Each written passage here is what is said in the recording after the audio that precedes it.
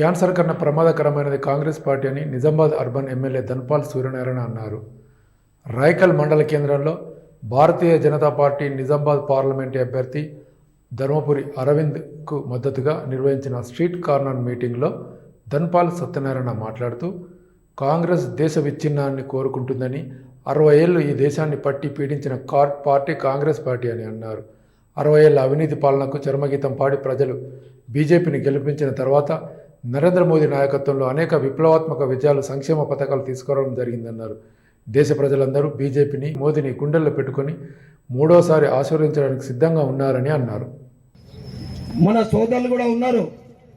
మొన్న 5 నెలల కింద ఎలక్షన్లలో నేను గెలిచిన నిజామాబాద్ ప్రజల ఆశీర్వాదంతో కాంగ్రెస్ మన మహిళా మనులకు నేను అడుగుతా, ఏదైతే అబద్ధపు హామీలు, అమలు కాని హామీలు, 6 గ్యారంటీలు, 420 హామీలతోటి గెలిచిన కాంగ్రెస్ మా సోదరి మనులకు ప్రతి ఒక్కరికి 2500 రూపాయలు ఇస్తా అని చెప్పిండు.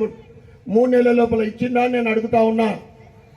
2500 ప్రతి మహిళకు వచ్చిందా? అక్క చెల్లెళ్లకు 2000 రూపాయల పెన్షన్ 4000 చేస్తా అని చెప్పిండు. ఎవరికి వచ్చింది ఒక్కరన్నా చెప్పాలా దయచేసి. అదేవిధంగా ఇల్లు లేని వాళ్ళకు, జాగ లేని వాళ్ళకు జాగ చూపెడతా అన్నాడు. జాగ ఉన్న వాళ్ళకి 5 లక్షలతోటి ఇల్లు కట్టిస్తున్నాడు. ఎవరికైనా ఒకరికైనా వచ్చిందా నేను అడుగుతా ఉన్నా. ఇక్కడ చాలా మంది రైతు సోదరులు కూడా ఉన్నారు. రైతులకు ఏదైతే సోనియమ్మ జన్మదినం డిసెంబర్ 9 నాడే ఒకటేసారి 2 లక్షల రుణమాఫీ చేస్తా అని చెప్పిండు. నేను రైతు సోదరులకు అడుగుతా ఉన్నా, 2 లక్షల రుణమాఫీ అయిందా అని అడుగుతా ఉన్నా. కాలేదు. రైతు భరోసా 15,000 రూపాయలు ఇయ్యలేదు.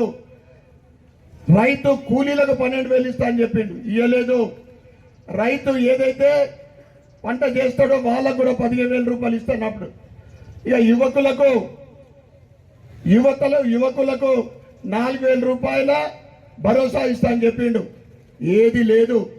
మోసంతో, అబద్ధపు మాటలతోటి గెలిచిన కాంగ్రెస్ ప్రజలందరికీ కూడా తెలిసిపోయింది.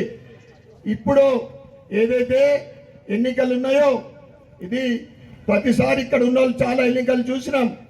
ఢిల్లీ ఎన్నికలు, ఎంపీ ఎలక్షన్లు చూసినాం, ఎమ్మెల్యే ఎలక్షన్లు చూసినాం, మున్సిపల్ ఎలక్షన్లు చూసినాం, స్థానిక ఎన్నికలు చూసినాం. కానీ ఈ ఎన్నికలు చాలా ముఖ్యమైనది. ఎందుకంటే దేశవ్యాప్తంగా ధర్మం, అధర్మం, ఒకవైపు ధర్మం, నరేంద్ర మోడీ గారు ధర్మం గురించి పోరాడితే, కాంగ్రెస్ కానీ ఇతర ఇండియా కూటమి అధర్మం కోసం పనిచేస్తూ ఉంది. నరేంద్ర మోడీ గారు అభివృద్ధి కోసం పనిచేస్తే దేశం విచ్ఛిన్నం చేయడానికి ఇండియా కూటమి పనిచేస్తూ ఉంది.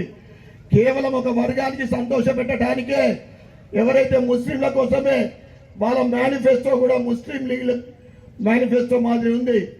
ఏదైతే రైతుల కోసము నరేంద్ర మోడీ గారు, మహిళల కోసము పుట్టిన బిడ్డ కాడికి వెళ్ళి పడితే ముసలి వాళ్ళతో దాకా ప్రతి ఒక్కరికి ప్రతి స్కీమ్ ఇంప్లిమెంట్ చేస్తూ ఉన్నాడు. ఇంకా అంతకన్నా క్యాన్సర్ అంటే అన్నిటికన్నా పెద్ద బీమారి. క్యాన్సర్ బాగా భయపడతాం. క్యాన్సర్ కన్నా డేంజర్ వాళ్ళు కాంగ్రెస్ వాళ్ళు. క్యాన్సర్ కన్నా డేంజర్ వాళ్ళు. మన ఇంటికి వస్తే తరిమి కొట్టాలా. ఎందుకంటే వాళ్లకు మన హిందువుల ఆస్తుల పైన, మన హిందువుల జాయిదాదుల పైన, డబ్బు పైన, బంగారం పైన కనపడ్డది.